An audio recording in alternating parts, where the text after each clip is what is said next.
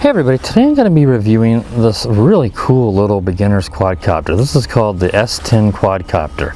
As you can see here in the box, it looks a lot like we're trying to go for the Phantom 4 look with it.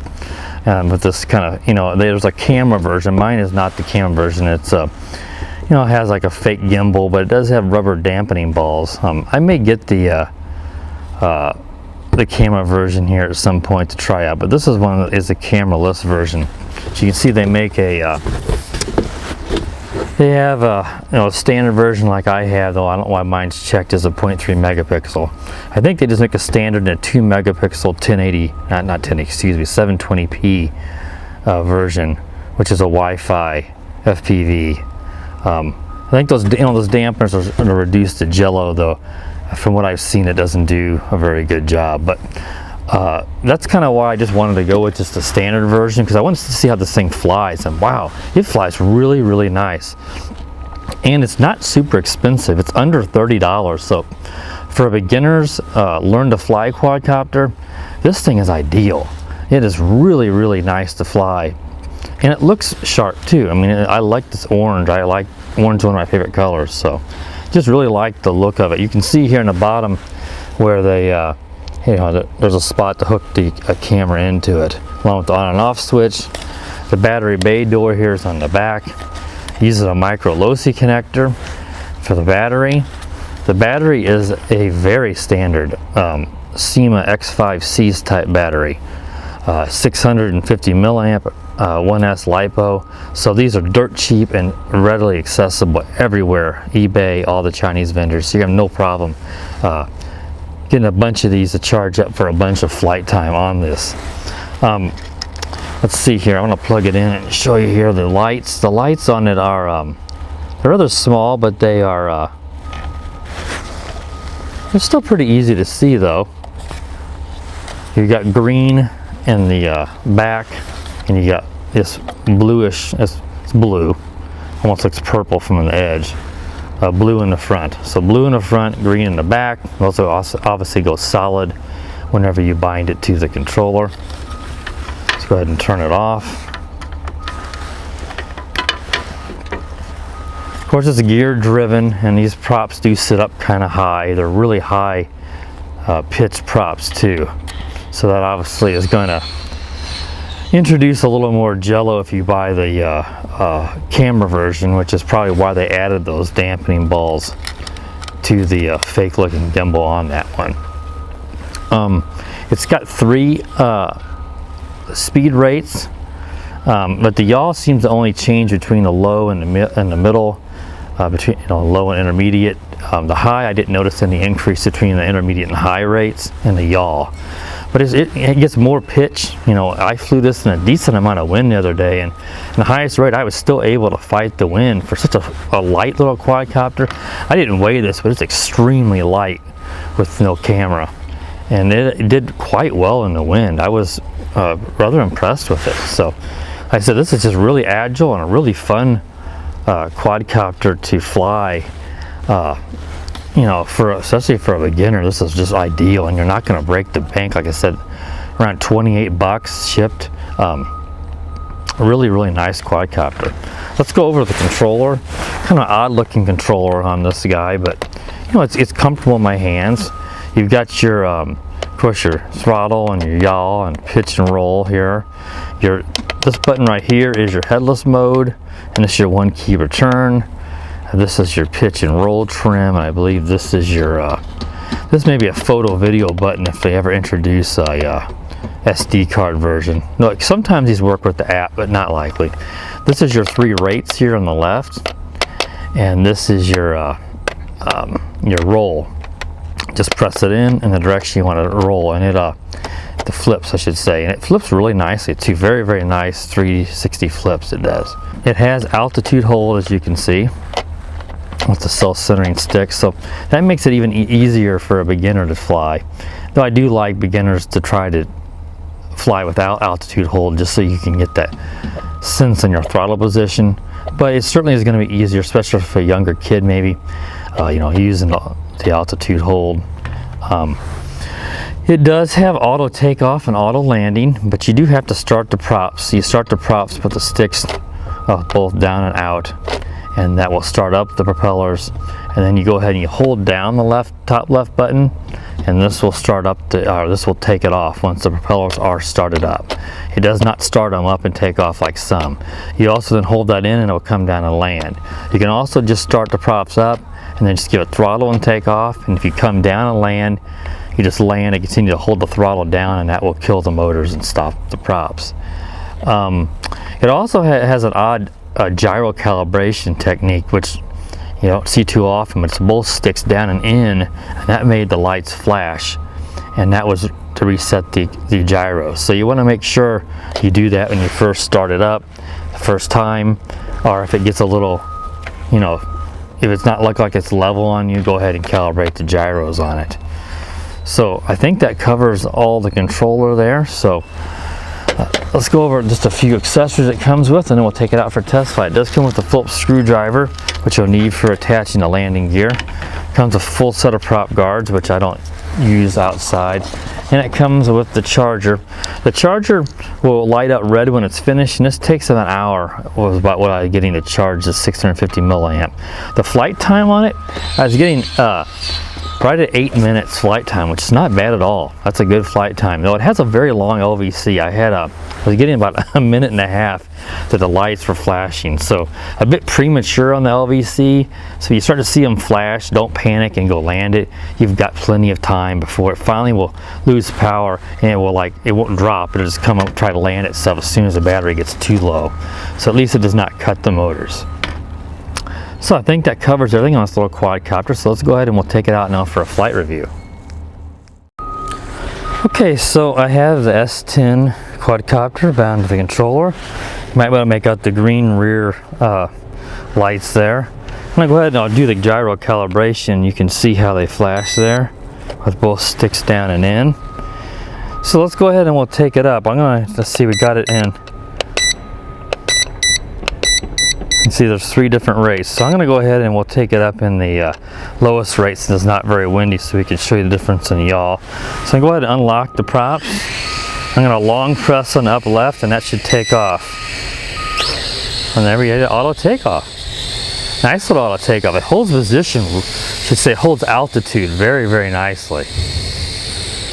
It's a really nice flight. Even the yaw is not bad. Let's go up to the intermediate rate. You see now the yaw increase, and here's the highest. I don't see any difference in the yaw there. But the lowest rate there is, now we'll go to intermediate, and you can see it speeds up. Just really nice quadcopter. This would make a really, really good Christmas present for a kid. I mean, look at this, hands off. Look at that. It's just barely drifting in the wind. I've not even had to trim it up. It's rather sporty, but not too much, especially if you keep it in the lower rates. It doesn't have that crazy yaw in the highest rate, which can really, make a quadcopter hard to keep orientation. Let's go up to the highest rate. So a little more pitch. And so that yaw is just about right. Though for a beginner, you might want to stick with the lowest rate if you can, just because it can still be a little bit quick turning around on the yaw. You can see how quickly that is. Look at funnels. I mean, it's keeping it. It's actually, look at that. It's not coming down to the ground. Lots of quadcopters, when you do funnels, they lose altitude really bad. This is just a superb. I'm just super impressed with this. It flies really well, and it's not, it's inexpensive. Let's do some 360 flips. I'm going to give it some throttle to get a little more altitude. And look at that. It's a slight drift. Let's do a forward. Let's try to get it out here and make sure I'm not getting it out of my field of view here. To the left, right, forward. This is, like I said, this is really nice. I was telling a few of my friends how much I like this, because some of them, they like to try to get a hold of, these inexpensive quadcopters as gifts or just for themselves for the fun of flying. And that's one reason why I wanted the cameraless version. I just wanted to fly this guy, see how it flew, and not have to worry about the gimmicks of Wi-Fi cameras and stuff. Just fly it around for fun. And as you can see, it flies nice. 8 minutes, I think, is a respectable, if not above average flight time, which I would expect with that 650 milliamp battery, and the quadcopter is so lightweight. Though it would have been nice if they had not make the LVC trip so soon. A minute and a half is a bit of overkill.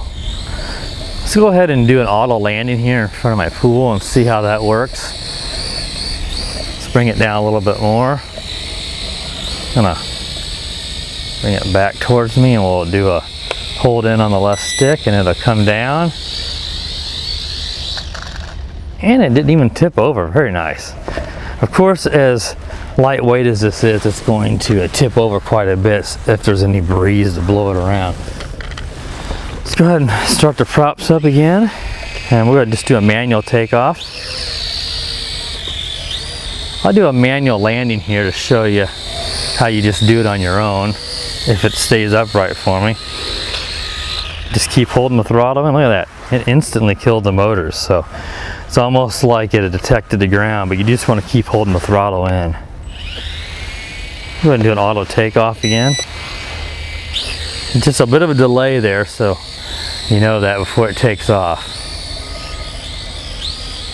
It does have headless mode and 1 key return. For most quadcopters, I don't demonstrate that because you don't want to learn with headless mode. You're not going to learn how to fly. I think the headless mode is I only like that on those new wand controllers because it works really well with those single-handed controllers. On a few of those, like that Furby H818 and the JJRC Christmas egg drone. Headless mode works really well on those, but otherwise I don't typically demonstrate that because I don't think you won't learn to fly, you won't learn orientation, so I don't recommend using headless mode otherwise. Look at this, I'm just drifting around my backyard here. I mean, it's really precise controls. I mean, look at that. Now, if there is some breeze, you know, even though it fights it quite well, I did crash into a bush in the front yard because I was, fighting some breeze, but I mean, it wasn't any big deal. You're not going to break this quadcopter easy at all. It doesn't, one thing I didn't mention, it doesn't come with any spare props, but if you put the prop guards on, you're fine. I don't see you breaking these propellers. This thing's lightweight, not super powerful. Probably would have been nice if they did, but you're also, this is, like I said, it's under $30, so this is a nice alternative to like the SEMA X5 series and a heck of a lot cheaper. Just really, really like it. Let's see what rate I'm in. I was in the highest rate. Go back up to the highest rate. See a decent amount of pitch. I just really like how agile it is. Just really fun. Like I said, also available in black and white. I really like the orange. So if you're going to fly this indoors, put the prop guards on. If you are a beginner, you might want to put them on outside. If you think you're going to crash it a lot, just be mindful that if you're around trees or something like that, stay far away from that with prop guards especially, because that makes it even easier to get it caught up in a tree. Prop guards are good tree limb hangers. It just makes it easier to get them caught in a tree. Let's see if we still have enough power for some flips. Yeah, just a really nice fly. I don't have any LVC yet. I don't think. I might be seeing some flashing here. Let me see. It's hard to see here in the daytime. I don't think so, but it sometimes a different angle of the light makes it look like they were flashing. They actually flash rather quick, and that looked slow. I think that was just the camera angle to the sunlight. I really like the way it does funnels. I just want to keep flying this guy, to be honest with you, but I don't want to make this review too long. But man, this guy is a blast to fly. Like I said, no doubt the camera version one probably going to be a little less agile with the additional weight. You're going to have a little less flight time, the additional weight and powering a camera. So unless you absolutely want a camera to get video, you know, because FPV on these toys is a gimmick, but you can record 720p on the camera version. I would say go for this cameraless version. You know, why mess with it? And it looks like we have run out of battery. Now you can see the fast flashing lights. And it may have been that I was sitting in the LVC, or just in the daytime when you're up like this, it's hard to see that from the angle. Late evening, like I flew it last time, these lights were much easier to see, as you can see. So it came on down to land itself, and that's exactly what you want it to do. Fun quadcopter, really fun quadcopter. So check out the description for video description for a purchase link to this on Litake's website, and be sure to subscribe if you're not a subscriber to the channel, and have a Merry Christmas. That's coming up here, and Thanksgiving, and have a good day. The power of the dark side.